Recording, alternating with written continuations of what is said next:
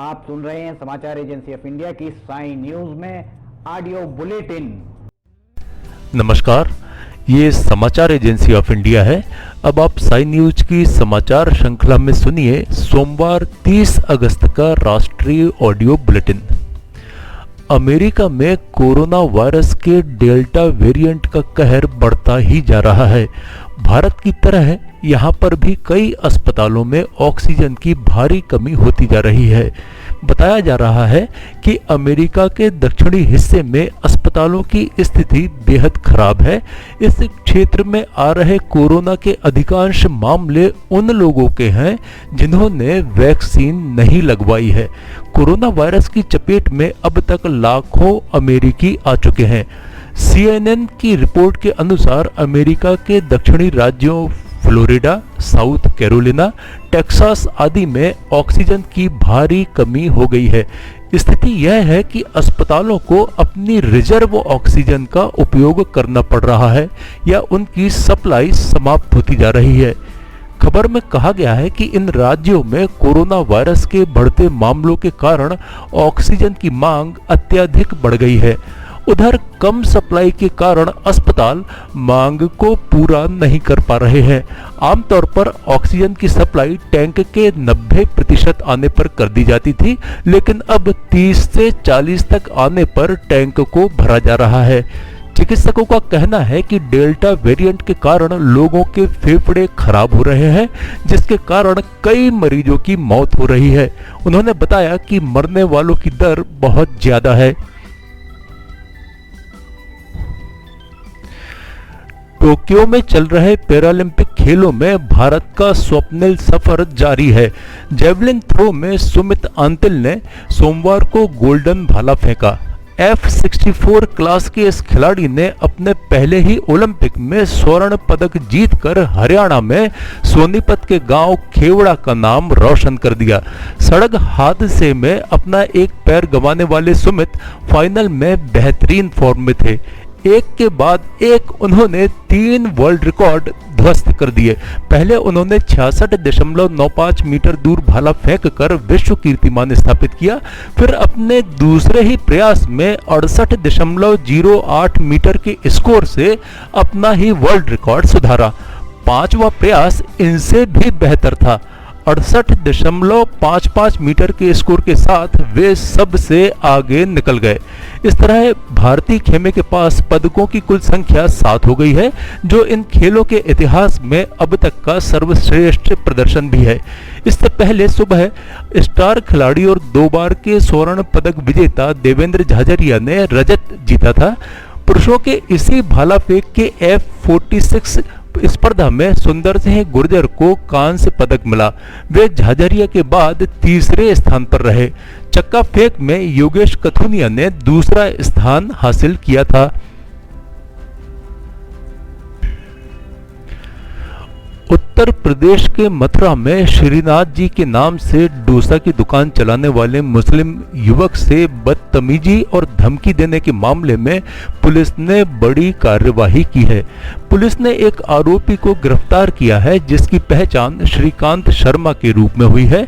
इस बारे में एसपी का कहना है कि मामले की जांच की जा रही है और आरोपी के विरुद्ध सख्त कार्यवाही की जाएगी।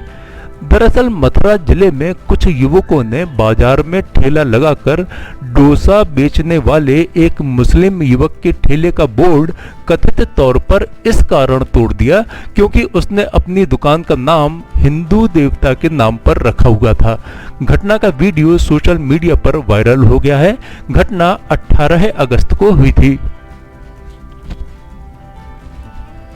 दक्षिण अफ्रीका और कई अन्य देशों में कोरोना वायरस का एक नया स्वरूप मिला है, जो अधिक संक्रामक हो सकता है।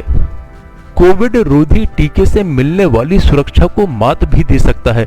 वैज्ञानिकों ने कहा है कि कोरोना वायरस के नए स्वरूप C1.2 का सबसे पहले देश में इस वर्ष मई में पता चला था। उन्होंने कहा कि तब से लेकर गत 13 अगस्त तक यह स्वरूप चीन, कांगो, मॉरिशस, इंग्लैंड, न्यूजीलैंड, पुर्तगाल और स्विट्जरलैंड में मिल चुका है।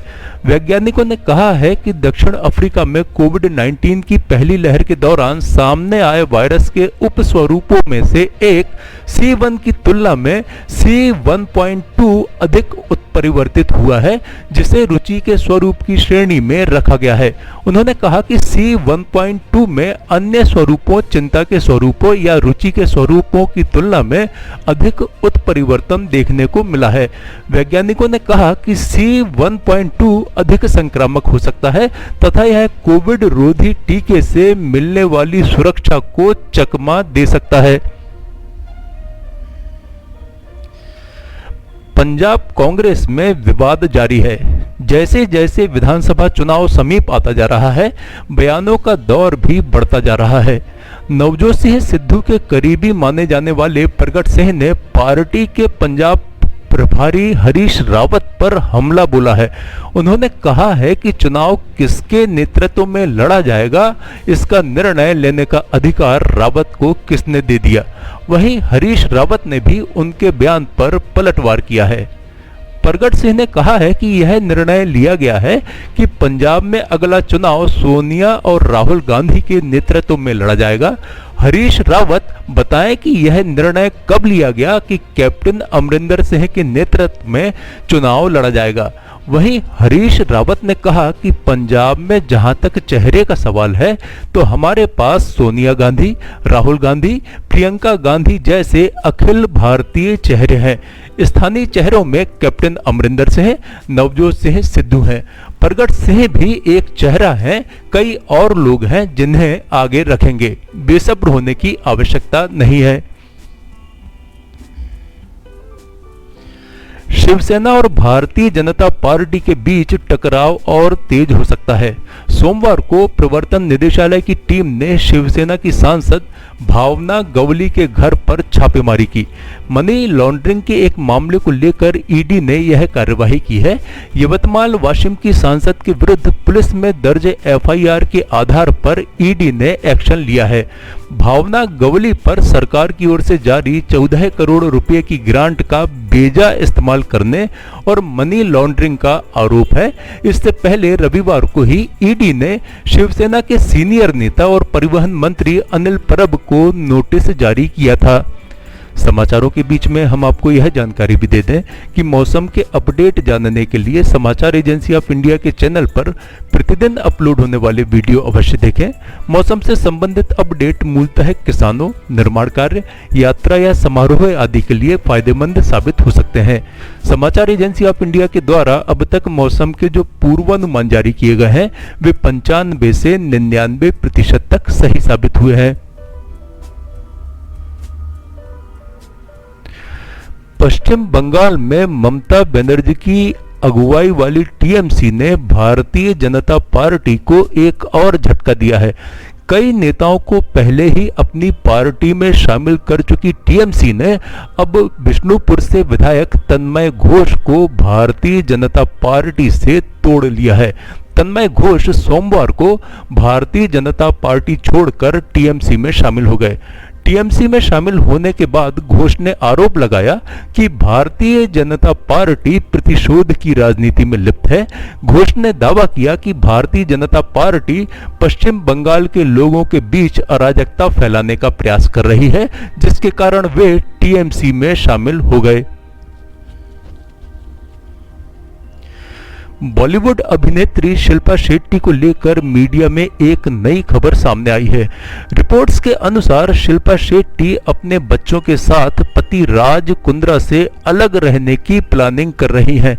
दरअसल शिल्पा शेट्टी के पति राज कुंद्रा को 19 जुलाई 2021 को पोर्न फिल्में बनाने और ऐप पर रिलीज करने के आरोप में क्राइम ब्रांच ने गिरफ्तार कर लिया था। गिरफ्तारी के बाद से ही वे जुडिशियल कस्टडी में हैं और लगातार अपनी जमानत के लिए प्रयास कर रहे हैं। इस मामले से राज की पत्नी शिल्पा शेट्टी की पर्सनल और प्रोफेशनल लाइफ दोनों में ही गहरा प्रभाव देखने को मिला है। रिपोर्ट्स की माने तो शिल्पा शेट्टी के एक दोस्त ने कहा है कि राज कुंद्रा की मुसीबतें कम होने का नाम नहीं ले रही हैं। साथ ही उन्होंने यह भी खुलासा किया कि राज के इस रहस्य के सामने आने के बाद से ही शिल्पा शेट्टी शॉक में है। शिल्पा शेट्टी के दोस्त ने कहा, शिल्पा शेट्टी को कोई अंदाजा नहीं था कि ये हीरे और डुप्लेक्स बेईमानी के रास्ते से आ रहे हैं। उन्होंने आगे कहा, शिल्पा शेट्टी राज कुंद्रा के पैसों को छूना भी नहीं चाहती हैं। शिल्पा शेट्टी काम कर रही हैं और वे अपने बच्चों की देखभाल करने के लिए काफी है। बजरंगी भाईजान का वो दृश्य शायद लोगों को याद ही होगा, जिसमें पाकिस्तानी रिपोर्टर बने नवाजुद्दीन सिद्दीकी ईद पर कराची रेलवे स्टेशन से रिपोर्टिंग कर रहे हैं। लोगों के लगातार आने जाने से रिपोर्टिंग ठीक से नहीं हो पा रही है। दरअसल ये दृश्य रियल लाइफ से प्रेरित था। वीडियो था कराची के पत्रकार चांद नवाब का और 2008 में ये YouTube पर अपलोड हुआ था। ये इतना वायरल हुआ कि चांद नवाब रातों रात पॉपुलर हो गए। अब चांद नवाब अपने इस वीडियो को नीलामी कर रहे हैं। यह वीडियो तब का है जब चांद नवाब कराची के एक न्यूज चैनल के लिए काम करते थे। चांद नवाब ने फाउंडेशन ऐप पर यह वीडियो नीलामी के लिए नॉन फंगिबल टोकन NFT के तौर पर रखा है। NFT वह प्लेटफॉर्म है जिस पर डिजिटल प्रॉपर्टी के जरिए क्रिएटर्स पैसा कमाते हैं। इसकी न्यूनतम कीमत 20 इथेरियम टोकन यानी $63,604 रखी गई है। भारतीय मुद्रा में यह कीमत 46,74,74,000 रुपये है। आप सुन रहे थे समाचार एजेंसी ऑफ इंडिया की साई न्यूज की समाचार श्रृंखला में शरद खरे से सोमवार 30 अगस्त का राष्ट्रीय ऑडियो बुलेटिन। मंगलवार 31 अगस्त को एक बार फिर हम ऑडियो बुलेटिन लेकर उपस्थित होंगे। आपको ये ऑडियो बुलेटिन यदि पसंद आ रहे हो तो आप इन्हें लाइक, शेयर और सब्सक्राइब अवश्य करें। अभी आपसे अनुमति लेते हैं। जय हिंद।